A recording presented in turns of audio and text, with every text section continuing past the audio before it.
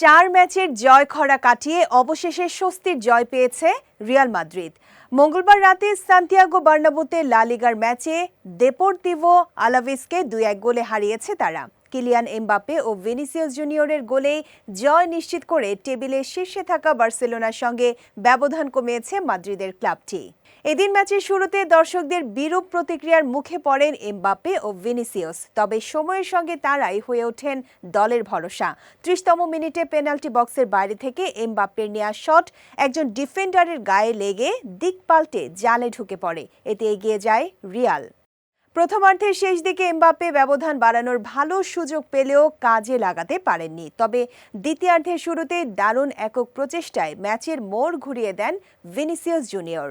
Federico ভালভের্দের pass পেয়ে প্রায় 25 গজ দূর থেকে জোরালো শটে বল জালে পাঠান তিনি।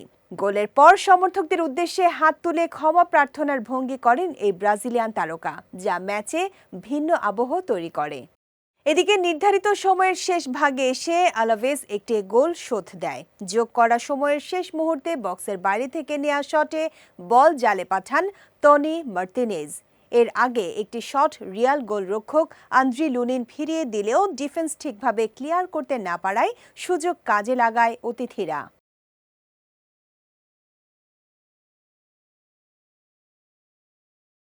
তবে শেষ পর্যন্ত আর কোনো পরিবর্তন না হওয়ায় 2-1 গোলের জয় নিয়ে মাঠ ছাড়ে রিয়াল মাদ্রিদ। এই জয়ে তারা 32 ম্যাচে 73 পয়েন্ট নিয়ে লা লিগায় দ্বিতীয় স্থানে আছে, যেখানে এক ম্যাচ কম খেলে 79 পয়েন্ট নিয়ে শীর্ষে রয়েছে বার্সেলোনা। অন্যদিকে 33 পয়েন্ট নিয়ে অবনমনের আশঙ্কায় আছে আলাভেস।